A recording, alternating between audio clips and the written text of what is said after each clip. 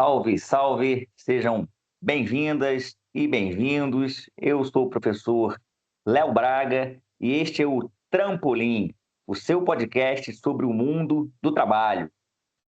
Esta é uma produção da área de gestão e negócios da Rádio 021, aqui do Centro Universitário IBMR, da Ânima Educação, no Rio de Janeiro. Hoje eu converso com Fabrício Curvelo Gomes sobre inteligência artificial. É isso, senhores. Falaremos aí de um dos temas da moda, absolutamente relevante, importante, inteligência artificial. Fabrício é professor de Tecnologia da Informação aqui no IBMR e na Firjan Senai, Sistema Firjan, da Federação das Indústrias do Rio de Janeiro, com atuação nas áreas de desenvolvimento de software, aplicativos mobile, banco de dados e infraestrutura de redes. Fabrício possui sólida experiência com linguagens como Java, Kotlin e Python, unindo prática de mercado à vivência em sala de aula. Fabrício é formado em inteligência artificial pela PUC Minas e tem direcionado seus estudos e projetos para o uso de inteligência artificial na educação e no desenvolvimento de soluções tecnológicas inovadoras. Como vai você, Fabrício? Tudo bem? Seja muito bem-vindo. Olha, obrigado aí pelas palavras. Muito obrigado por tudo que você disse aí. Uhum. Então, vamos em frente. Vamos Fabrício, é um nessa. tema absolutamente relevante, muitíssimo contemporâneo, e que me parece ainda temos algumas dúvidas. E aí eu vou começar com uma pergunta que é muito basilar, me parece, mas ao mesmo tempo basilar, fundamental para a gente começar uma conversa sobre inteligência artificial. O Sim, que sim. é inteligência artificial? E quais são as suas potencialidades e quais são os seus limites, Fabrício? Vamos lá. Inteligência artificial é um dos ramos da TI. Ela, apesar de estar na moda, vamos chamar assim, né, o assunto do momento, ela não é recente, mas de alguns poucos anos para cá virou esse boom todo aí, né? É uma área da TI onde a preocupação, né, o foco é criar sistemas ou qualquer tipo de solução que tenha o comportamento parecido com o do raciocínio humano, com como a gente pensa, como a gente interage, a gente que eu falo ser humano, é tentar trazer o mais próximo possível isso para sistemas informatizados. Isso é um básico aí sobre a inteligência artificial. E o que você acha que são essas potencialidades da inteligência artificial e também, a partir disso, quais são os limites da inteligência artificial? Vamos lá. A inteligência artificial, ela hoje, ela já está integrada à nossa rotina. Para quem, de repente, não é da área, a pessoa pode ficar associando só com recursos que são mais escancarados, vamos chamar assim, né? Como, por exemplo, um chat GPT ou qualquer outro tipo de tecnologia dessa que você faz uma pergunta ali e ele te traz uma resposta como se fosse alguém, né? Como se fosse um ser humano, mas na verdade é um computador que está ali te respondendo. Mas a inteligência artificial ela já está sendo aplicada em outros recursos que a gente interage, que a gente utiliza e muitas das vezes a gente não dá conta que já tem a inteligência artificial nisso, tá? Exemplos rotineiros, aplicativos como o Waze para você transitar pela cidade, né, vendo um mapa e tudo mais, já usa inteligência artificial já há um bom tempo para prever uma rota melhor, para apontar a necessidade de uma mudança de caminho durante já o seu percurso, né? O Waze, por exemplo, ele já tem apontado em usos mais recentes que eu percebo, né? No meio do trajeto ele para e sinaliza, olha, nós estamos trocando a sua rota porque estamos percebendo um engarrafamento, um congestionamento surgindo em 5 minutos à sua frente, enfim, ele refaz aquilo tudo e muda o trajeto, né? Isso é inteligência artificial.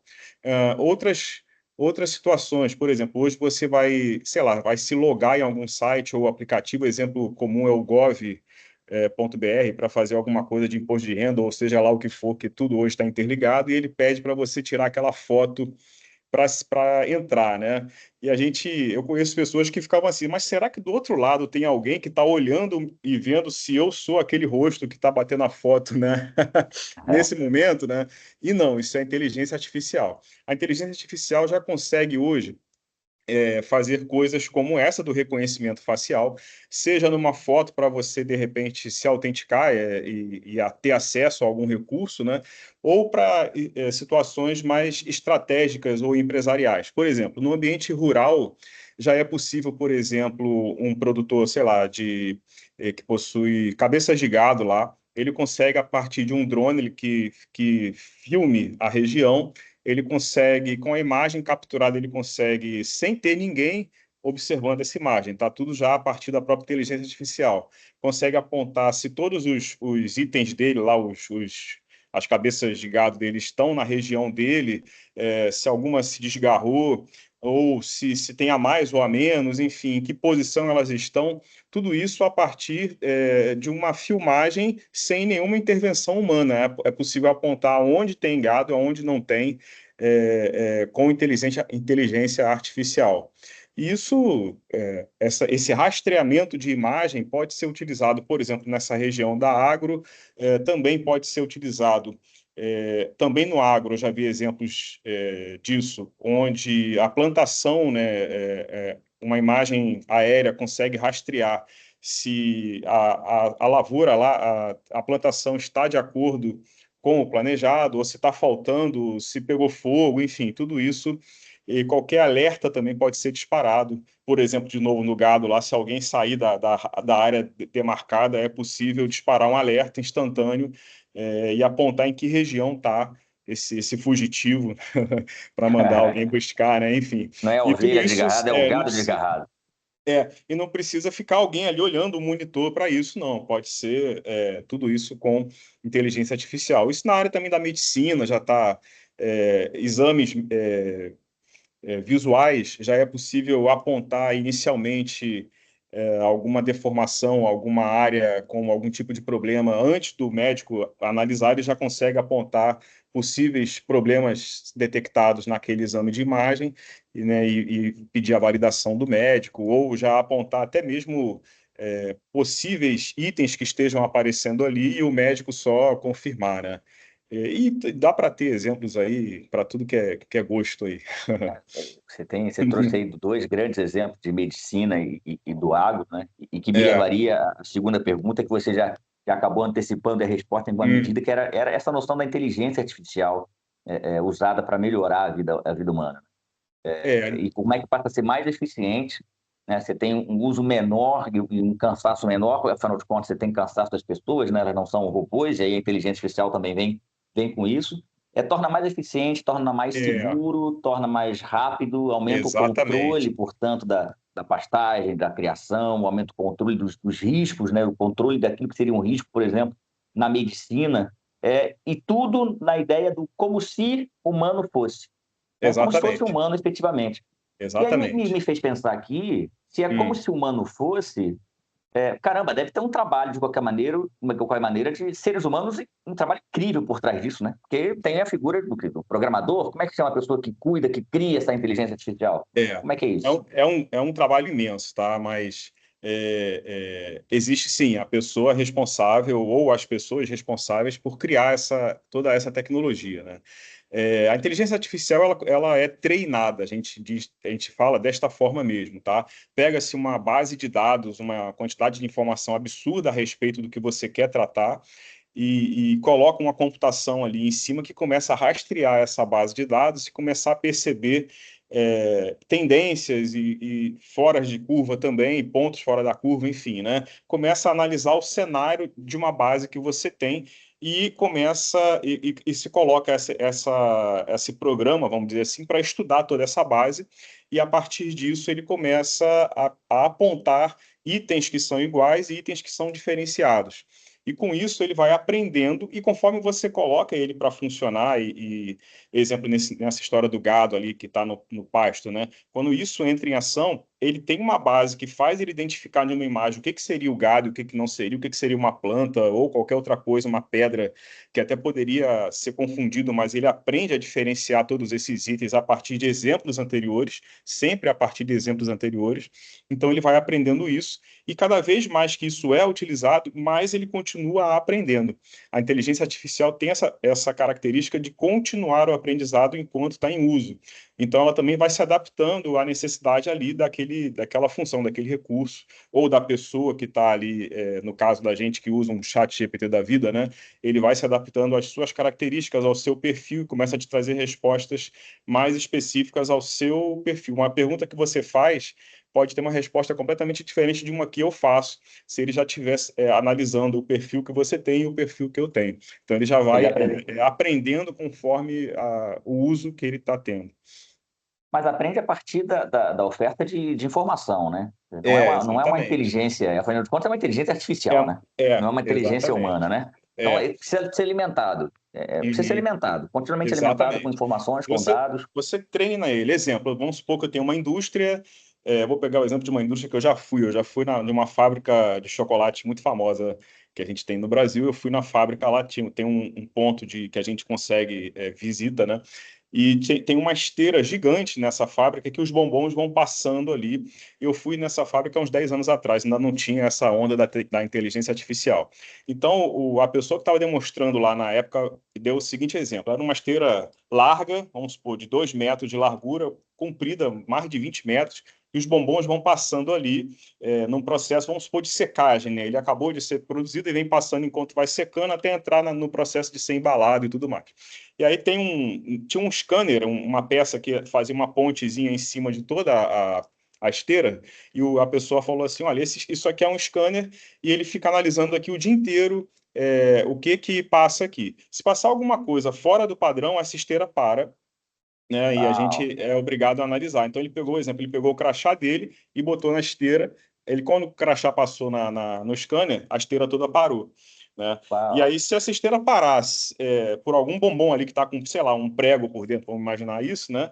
Ele vai fazer identificar qual é, ou se não identificar, ele chegou a dizer que toda a produção seria descartada porque era um risco que Uau. precisava ser analisado, né? Hoje, com a inteligência artificial, é possível que esse scanner seja feito por uma câmera e não por um aparelho que ficava ali exatamente só para aquilo, né?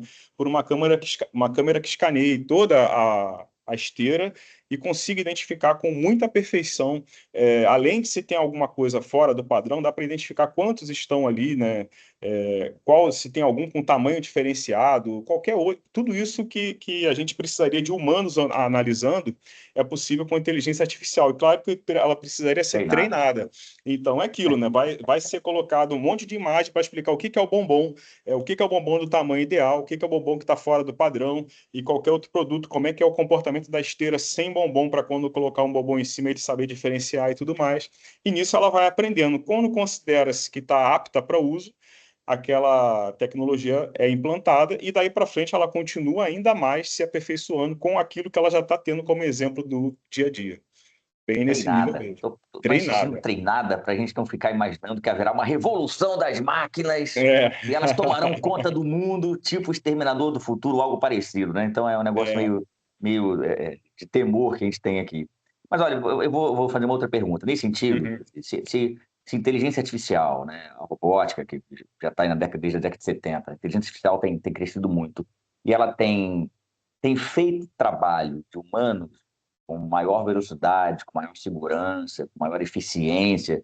Eu queria que você pudesse me ajudar a pensar sobre isso. Quais são as profissões que estão mais vulneráveis a essa automação por inteligência artificial agora, nos próximos anos, talvez nos 10, 20, 25 anos? uhum, Primeira uhum. pergunta. E como é que as pessoas podem se preparar para isso? Quer dizer, é inevitável, né? Nós vivemos um mundo, em larguíssima medida já, da inteligência artificial, mesmo que a gente não se dê conta dela, né?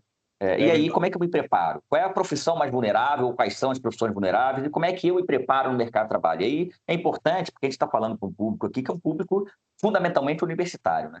E aí ele É, talvez precise pensar também sobre isso. O que você tem a me é. dizer, Fabrício? Olha, eu não vou te dizer exatamente assim, eu não vou ficar apontando as profissões que vão sair de cena, Ah, não, tá? Eu acho que seria muita pretensão, né? Mas eu vou te dizer o seguinte, olha, quanto mais, quanto mais repetitiva for a sua ação, mais fácil é disso ser substituído pela inteligência artificial ou por qualquer coisa automatizada. Isso, na verdade, já é uma regra desde sempre, né? Mas agora está muito potencializado com a implantação aí da inteligência artificial. Então, se você faz ações que é sempre um processo igual. Eu clico aqui, faço isso e isso, e tá, tem aqui um produto resolvido. Isso facilmente pode ser substituído por uma inteligência artificial, tá bom? Eu considero que a inteligência artificial hoje ela deve ser encarada como uma ferramenta que a gente tem a nosso favor e não como algo que vai vir me substituir. Se eu ficar com esse raciocínio de que aquilo vai vir me substituir, eu acabo ficando mais congelado, mais com medo, e isso realmente vai acabar me substituindo, né? Enquanto que se eu Porque conseguir se entender, autorrealizável, né? é, eu conseguir entender como isso funciona e como é que eu posso pegar isso e acrescentar na minha profissão, eu ganho muito. Por exemplo, na minha área mesmo, eu sou desenvolvedor, o famoso programador, né?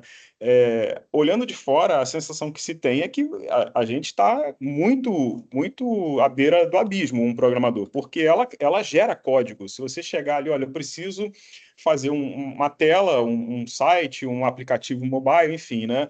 Que faça isso, ela te entrega o código. Aliás, uma observação, né? Eu acho que quem usa já deve ter percebido, né? Ela erra bastante, né? Ela entrega muitas, bota a questão de prova, ela dá a resposta errada várias e várias vezes. A gente tem que meio que ter uma consolidação, não é só olhou o que vale é o que está escrito ali, não é isso, né?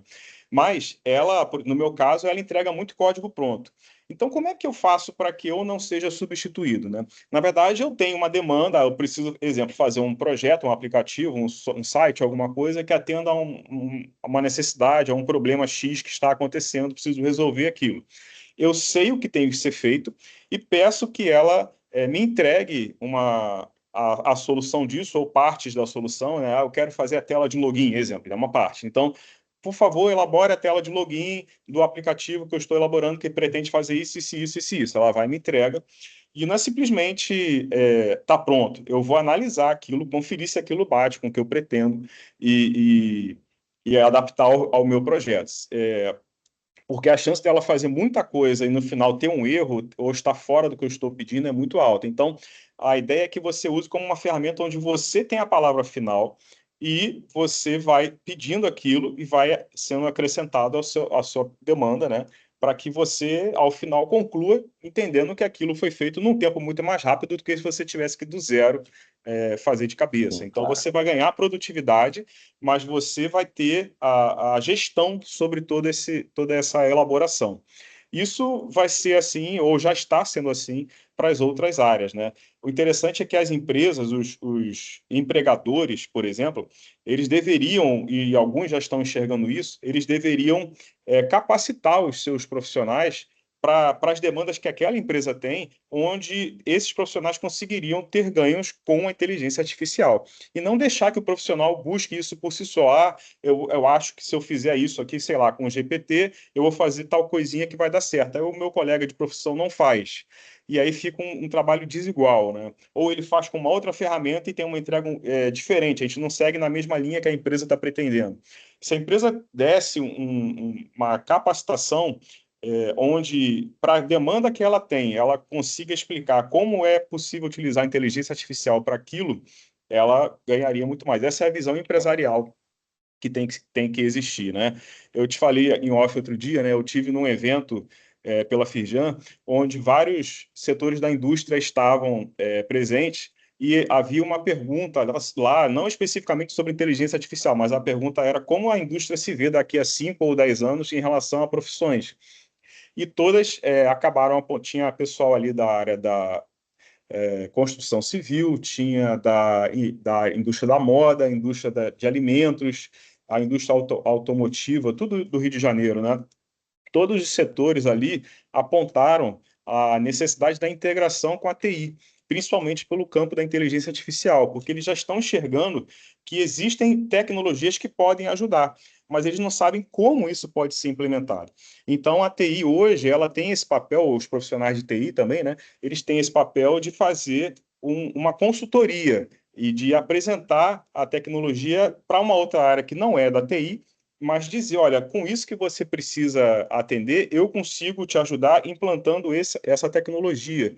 E aí essas cabeças pensarem juntas, né? O de TI mostrando uma tecnologia e o que não é de TI, mas está lá na ponta fazendo o processo final, conseguir enxergar que aquilo é possível adaptar e acrescentar para ele. Eu enxergo que o futuro está nesse caminho, né? Olha, algumas coisas já estão ficando automatizadas. E aí, assim, são profissões que, de repente, eles precisam perceber isso. Um exemplo é o fotógrafo, por exemplo, né?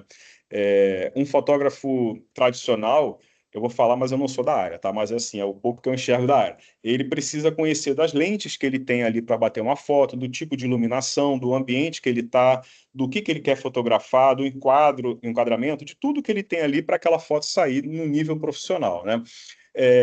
Já existe software hoje nas câmeras modernas com inteligência artificial que sozinho já regula a lente, que já regula Uau, a iluminação. Então, coisas que eu, por essa é exemplo, não covardia. tenho, não tenho a noção de como é essa regulagem. Eu nunca estudei fotografia, mas eu posso pegar uma câmera dessa e bater uma foto muito mais próxima do profissional do que uma câmera tradicional, que eu não tenho nenhum manuseio sobre isso. Isso quer dizer que o fotógrafo está com os dias contados? Não. Eu enxergo que isso quer dizer que ele tem que aprender a usar essa tecnologia e trazer isso para ele, porque o olhar de fotografia que ele tem é 10, 20 vezes mais aprimorado do que eu, que sou um simples usuário desse recurso. Então, se ele ficar achando que aquela câmera dele de 30 anos, que ele gastou 10 mil numa lente XPTO lá, vai ser a salvação dele, ele tem que ser um profissional muito diferenciado, porque vai vir a concorrência com a tecnologia toda por cima disso. Então, ele pode sim ser substituído, né? Mas, se ele resolve, não, agora eu tenho essa tecnologia, eu vou aprender sobre isso, incorporar o que eu já sei da área, ele cresce muito mais em Então, cima disso. é saber o que sabe da área, é incorporar tecnologia, quer dizer, não é fazer que ela tome Exatamente. o seu lugar, afinal de contas, né? Exatamente. E Se ela, você de ficar qualquer maneira, continua congelado sendo achando que o mundo vai artificial. acabar, se ficar congelado achando que o mundo vai acabar, ele vai mesmo. A verdade é essa, né? Eu preciso entender que isso está disponível, eu tenho que aprender e tenho que trazer isso para mim e usar ao meu benefício. Essa é a grande verdade, para todas as Então, áreas. e uma outra verdade que parece aqui, a gente pode até não saber que profissões vão desaparecer em 10, 15 ou 20 anos, mas que a do programador vai ser valorizada cada vez mais, né? Porque TI está sendo cada vez mais valorizada, isso aí não tenha É, dúvida, né? é. A gente vai estar numa de ou programando ou dando essa consultoria que eu estava falando aí para as outras Sim, áreas, aí né? abre um Porque outro campo, né? Uma outra área de negócio, exatamente, prestar consultoria sobre exatamente. isso, incrível. Exatamente, porque a gente não conhece da área fim do que o cliente está lá, vamos chamar na dor chorando, né?